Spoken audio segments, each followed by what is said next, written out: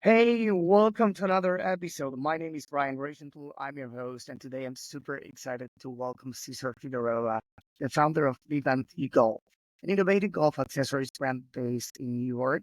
In just 1 year, Cesar has led VivanTee to rapid growth, establishing a presence in golf courses through influencer marketing and wholesale. Hey, Cesar, thanks for being on the show. Hey, thanks, Brian. I'm really excited to be here and chat through the Yeah, story. so why don't you start by telling the audience more about your company? Yeah.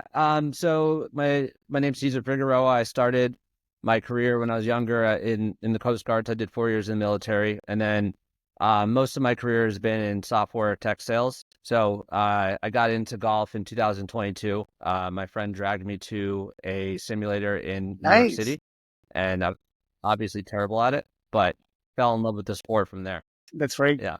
I actually have a friend here in Argentina that who started, manufacturing and selling, simulators, and it's crazy what you can do from your home, even with golf. Yeah, I know they're amazing. So there's actually in the building I live in here in New York, there's a golf simulator, and I try and go every morning. I get a good sweat in. So Nice. yeah, Did you improve since then? I am getting better, but I still am not great. People think that I have VivanTee, so I should be like a really good golfer, but I'm like a 20 handicap, so still not great. Okay, that's great. So why did you decide to, make this a business for yourself? What to create a business out of, a sport that was new to you at the time? Yeah, I think so. My second time ever golfing, I was in Denver with a friend, and I had like this out of body experience where I just felt like extremely uncomfortable on the course, like didn't belong, type of the scenario. And one of the things that I thought of after that was just in New York, everyone is like a very unique and kind of expresses their own style in their own ways. And golf fashion has obviously exploded over the past since like 2020, really, when COVID picked up. And I was just looking for golf gloves that were, I would call them like fashionable or cool looking. I think what the space had a lot of was obviously the plain white gloves, the traditional ones. But the other side of it was like companies just went like on the opposite side of like putting like, crazy like flames on the glove and or whatever it might be, like just kind of out there. But I couldn't find something that I thought was more like elegant, I would call it. So that's what kind of sparked the interest. I was like, fashionable golf gloves. I love the idea of it being based in New York because, most of these companies are based out of Cali or Utah on the West Coast. And I just kind of think New York City I mean, it's not known for golf. I don't know anyone on the planet that moved here to play Right. golf, but it is known for fashion and it is known for individuality and expression. So I thought that that would be a great way to lean into this business and build this like luxury fashion accessory that could obviously be extremely performant in the golf world as well. Great. So I would love to ask you a few more questions about the innovation process. So you had that idea at the time, to create these products. So what was next? How long did it take for you to create the first sample, and how did you validate that there was actually demand for what you were creating? Yeah, so that's a good question. So I have a sales background by trade, but no marketing or creativity background necessarily. So I had to first teach myself Photoshop, which I would just watch, a lot of YouTube videos and figured out how to do that.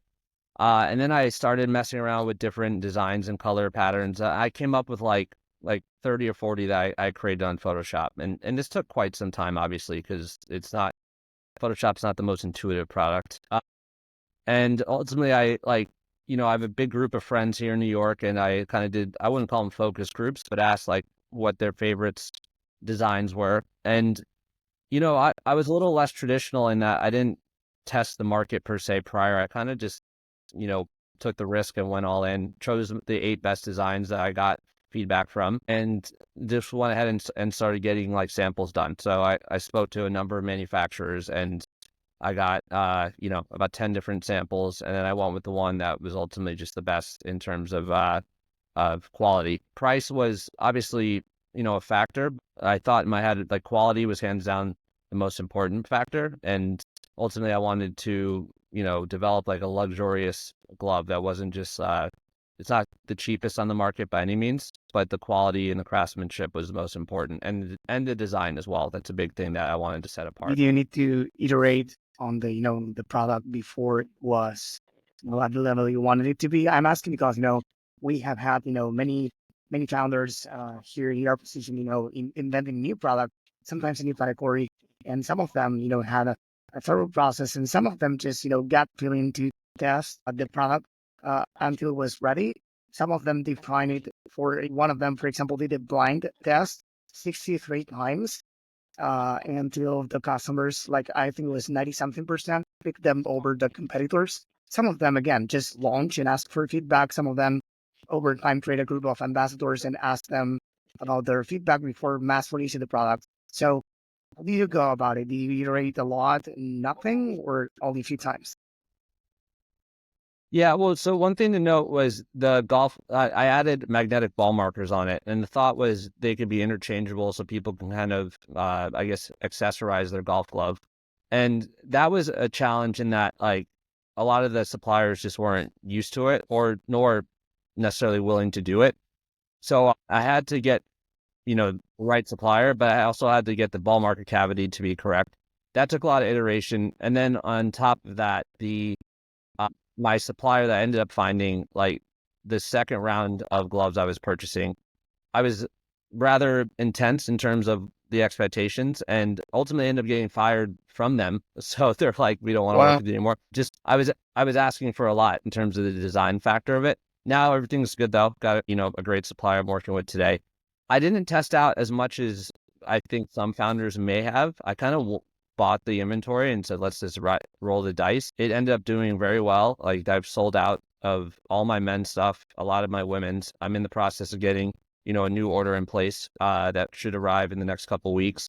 But I think one of the things that was interesting was to see like some of the designs I thought were going to do the best ended up not necessarily. And then some of the best sellers I didn't think were going to. So it's really cool to see like what people gravitate towards. And we've had a phenomenal response. Like customers are reaching out and saying like, when's the inventory going to get back in? Great reviews. I think that's probably the thing I'm most proud of is every time a 5-star review comes in, I want to hug the person that is submitting it because it just makes me feel like it's validating the idea. Exactly. Yeah, what a feeling. I can only imagine. And what you were saying about the product, the best performing product wasn't the one that you necessarily thought it was going to be, before releasing them. I think that happens for some reason in life with everything, right? With products, with I don't know, in the agency for clients, we do the ads or emails, right? The one that we think that will perform the best, the one that we put the more time, brain, manpower into is not the best performing one. It's the simple that we didn't think was going to even perform well. So yeah, I guess that happens sometimes, and that's the beauty of it. It's not only which product performs the best. Sometimes it's people don't only need to get what they want; they need to get it how they want it. Right? Many brands here in the pod, like big and small brands, both of them have mentioned that the customer feedback, for example, one of the ways to incorporate that is they over time they build communities, and it helps them assess how people understand what they or how people, let's say, refer to what they want in their own words that probably are different from the words that the brand uses or all the benefits that the brand hasn't even thought about. So in that case, about those 80 reviews, besides of course being super happy about them because also all of them are great, how do you incorporate feedback from them? Yeah, that's a great question. So I do a lot of outreach directly to my customers. Some of them I have at this point on a text basis too. I'm like just talking to them and understanding what they like and what they don't like. A piece of feedback was some of the ball markers were falling off at times for like the really strong swings. So that's something that I implemented a stronger, magnetic cavity on this most recent batch. And I think that continually just being good with being not, I don't want to say good at the customer service, but being on top of it. Like part of the thing is I do know my gloves are priced higher than like anything else on the market. So with that comes like an exceptional level of customer service. If there's any issues, I immediately will send out a new glove. I have no issues like, questioning the customer or anything like that. I just, I really want them to have a very memorable experience. And I think that that's the most important. So I'm continually iterating. I've also iterated on designs where people have like, I want, this design on a towel. So I've done that before with my new products I released. And I think the thing that I'm just most focused on is just ensuring that those customers are as happy as possible. And to your point, building this community of people that have an affinity towards your brand, and they know that if they purchase a product from you, like they can trust that it's going to be a good product, or if for whatever reason it's not, the customer service will make sure that they're taken Yeah. care of. What are some of the things that you do to, take care of all your customers? You mentioned, for example, that you're in touch with some of them, but do you do anything else in terms of customer success? Yeah, definitely. I'll give out like, free gifts and some of the repeat buyers. People that have spent a good amount of money will get just a random gift and they won't know it's coming. I'll just include it in the package. And it'll vary in terms of price range of what it is. It just also kind of depending on just the level of generosity in that moment. I guess I don't really have, I would say, like a methodical approach to it yet, but I think I'll probably streamline that more as we grow. That the handwritten notes is important. I Right. just write a handwritten note for every package, and then just checking up with them and just ensuring that everything's good to Yeah. go and that they're happy. It's hard to do that with everybody now, but Yeah. the ones that have continued repeat purchases, I try to Yeah. reach out to. I think that, to your point, I think that it's not as important to have a process at this stage as much as showing them that you care and you're there for them. And I think that's a great intention that you actually, implement. And that's, I think, what matters, not having the perfect process and not caring. I think the other way is way better. And just to give you an idea, and for everyone listening as well, I mentioned it multiple times in the episodes, but who knows, it must be new for many people as well. Some brands that I interview here in the pod, they do something pretty cool with regards to, customer success. One of them, of course, you don't need to do everything. Maybe you don't want to do all of them or none of them, but these I think that are good ideas that work for them very well. One of them is that when this brand they record themselves while calling their customers on speaker, so they are holding the phone like this on speaker, and somebody else is filming them while talking to their customers with their permission previously, of course. And they record the video and upload it on social, and many times use it as ads.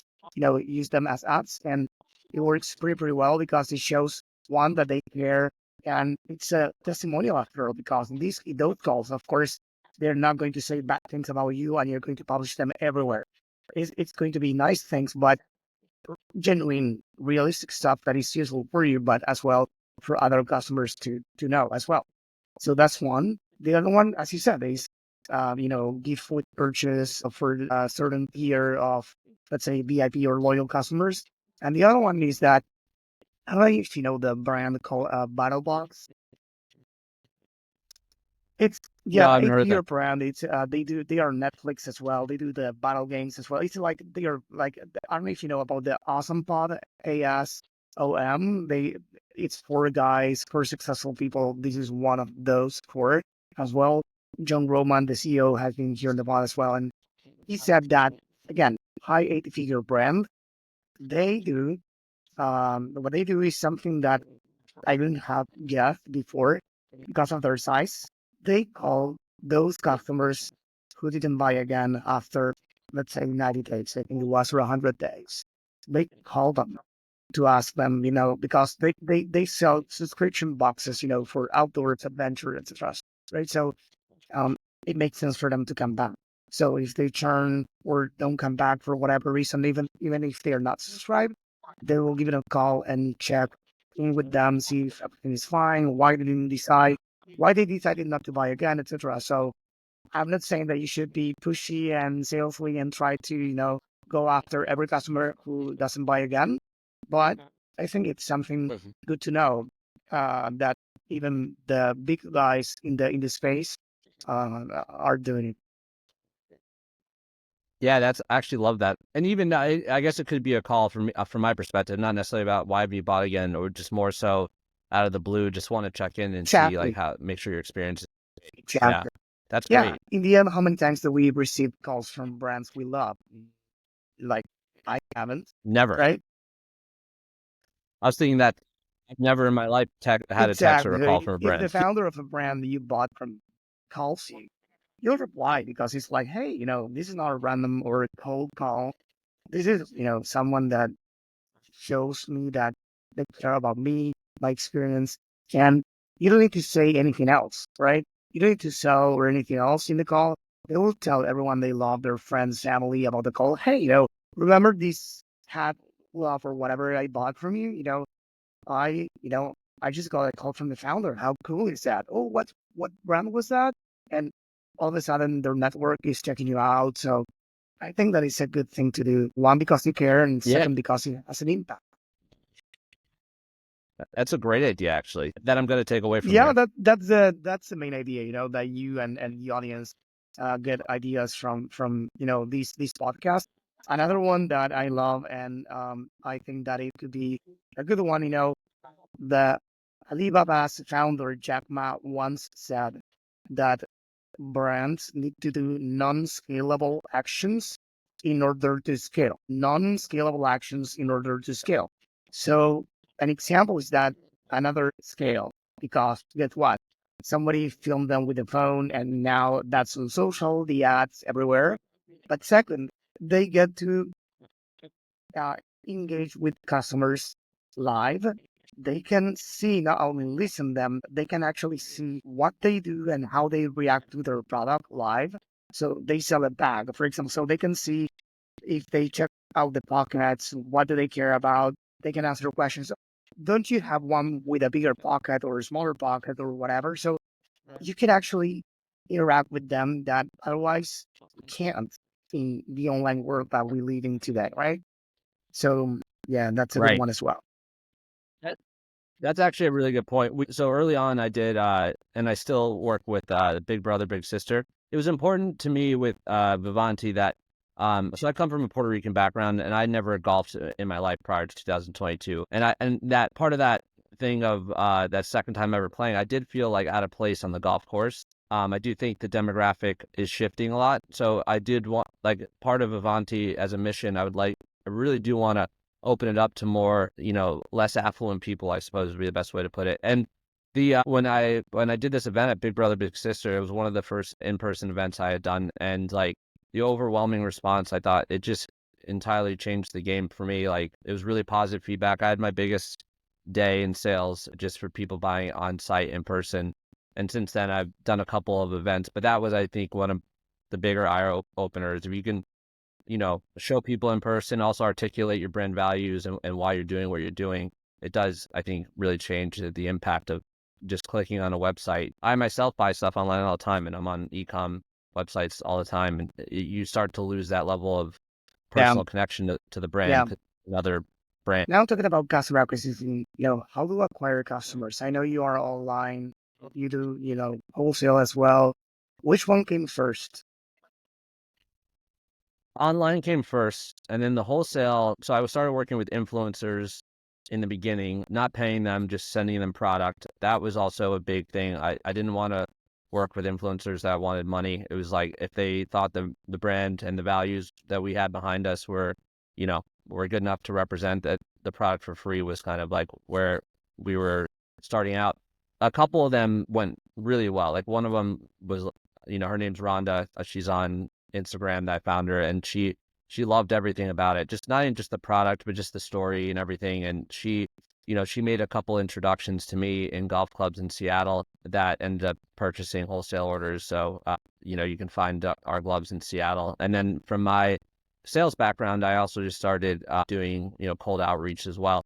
And ultimately, it's like I don't necessarily want to get into like the wholesale game of like selling to Dick's Sporting Right. Goods, because I do also think that, I don't want to say it cheapens the brand by any means, but it does kind of offer like a different aspect of what I'm trying to do here. But I think being in golf clubs is great because it's a way to get your brand out there, and then it's also the golf courses that resonate with what your brand is. And one of them specifically in Seattle, their whole goal in the pro shop was to bring in these modern brands that aren't the same as the typical Titleist and Callaways of the world, and these more niche products, and they have developed a really cool pro shop. It's over in Snohomish, Washington. It's very cool. So those are, I'm kind of selective in terms of who I'm trying to partner with from a golf course perspective as well. That's amazing. So you have the golf courses, you have influencer marketing, wholesale. Do you do paid ads? I do. So I do Google ads, and that that's gone well for me in terms of advertising. I tried Meta, and I know I'm missing the boat big with Meta ads because, I think my product would do well there. Going back to what I was saying before, I don't really have much of a marketing background, and I think, these ad platforms are so confusing. Like Google took me a while to figure Yeah. out. Meta is even entirely different world. I was like, I just didn't know. So I was just burning money. I was just basically just taking money Yeah. and burning it. So I was like, I got doing that. So I think I'll get to the point where I would like to work with an agency of some kind and get the Meta going. But right now, I'm just focusing on the restocking of inventory at the moment because we're just on back order at the moment. So don't really have much to Yeah, makes sense. advertise. And about Meta, for what it's worth, it's the number one platform. There was a recent survey report by Kantar, this big company, and then everyone I know, clients at the agency, the guests at the pod, network on LinkedIn and everywhere else, all of them say the same thing. Meta is the number one platform for them, and it's double-edged sword because it's a good thing and a bad thing at the same time. Most brands are terrified and want to diversify a lot. Even big brands, right? Yeah. 8, 9 figure brands, they want to diversify, but at the same time, it represents a big percentage of their acquisition budget, even in 2024, right?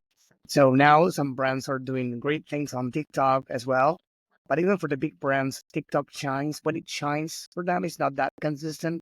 Google is another good one. And then now TikTok Shop, depending on the price point and industry, it could do good things for you, even more if you are, working already with creators, influencers. Affiliate is a different thing, right? But it's kind of similar. Of course, it's a pay to play thing because you need to pay them a commission, but Yeah. it's a way to grow without paying for ads on the platform and only paying for sales. So I think that's not paying for a post. That's what I mean, right? It's a commission for sale. Yeah. So have you ever thought Right. about being on TikTok Shop, for example? Yeah, I did actually start up a TikTok shop as well. That one thing that, going back to the Meta thing, it makes a lot of sense too. It just like Google, I feel like, people obviously looking for golf clubs or whatever, and it's like more of that pull marketing. But I think just the nature of like this is more of a high end, like it's a little more of a costly brand. I think Meta is a perfect platform for that. So I do want to crack that code, and that's definitely something that I'm going to focus on next year. And then I have started a TikTok shop. I have not advertised on them or anything, or nor have I worked with too many TikTok influencers, but also on my radar as well. I'm just trying to uh pick my angle, I guess, and choose at the right time. I think that's probably the hardest part, about being the solo entrepreneur is there's so many hats you have to wear. It's crazy. I thought when I was starting this up originally, it was like you just manufacture the product for this amount and then you sell it, and it's that, it's like I was like, I'm gonna be a millionaire. But I realized real quick, like it's definitely a lot more hats to juggle or wear than I ever would have thought. But I don't regret it at all. I Yeah, love I it. mean, I think that starting an e-commerce brand is not easy these days. One thing was after the pandemic, right after the pandemic, I'm in the e-commerce space since 2013, right? So in 2013, it was one thing. 2018 was a different thing. 2020 was a whole different thing. And then things started, going, down or being different a little bit. I gave a webinar about that to a beautiful e-commerce community a few months ago, talking about the evolution of e-commerce in the last few years and the 10 things that brands are doing to succeed. None of those 10 things were like tricks or tactics. It's basically going back to the fundamentals, to the basics. Everything you're doing so far. Like to me, it's an advantage that you have, started, recently and not before the pandemic, because some or during the pandemic, let's say, because many brands that started, let's say, right when the pandemic hit, neglected many aspects that you are not neglecting. For example, retention. profitability, right? Many brands had a lot of money, because invest in getting, funds for your company was easier than right now. Retention wasn't a thing until last year or the year before. You know, Nobody talked about the importance of retention. Who cared? They wanted to acquire more customers. That's all, right? So right now, everyone is Right. talking about profitability, cash flow, all the stuff that nobody talked when it didn't matter, let's say, back then. So I think that's an advantage that you have. Yeah, there are a lot of moving parts, but you are making what you're saying on the right track. You have created a beautiful product and you've got the validation. You care about your customers and you're doing whatever it takes. Like, again, texting them, calling golf courses, doing in-person, events, wholesale. You're doing everything that you can to make this a success, right? Right.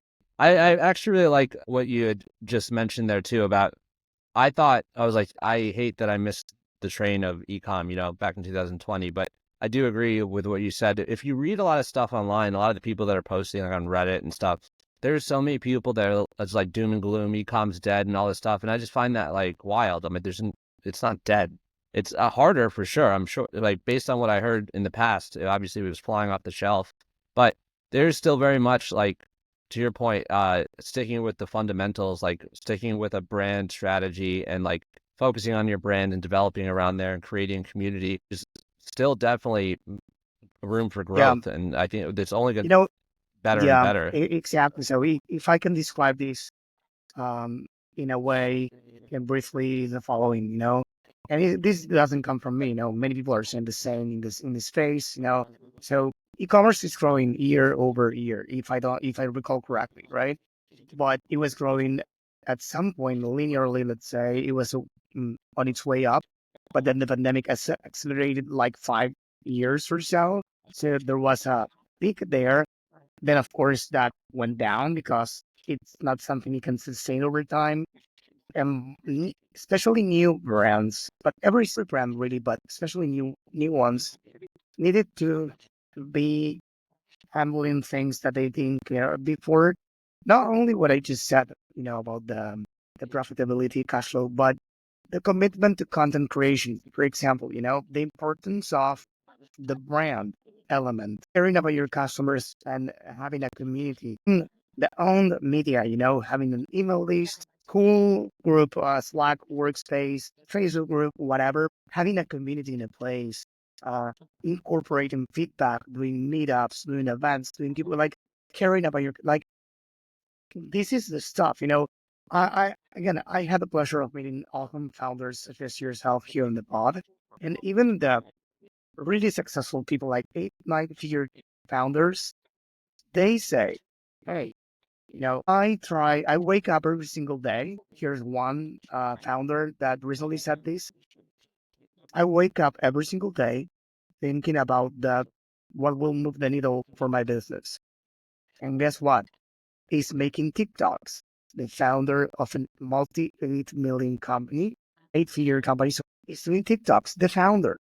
Imagine telling that to the classic, worker, or to our parents, grandparents that, the CEO and the founder and CEO of an 8 figure company would spend the day recording videos for social media, right?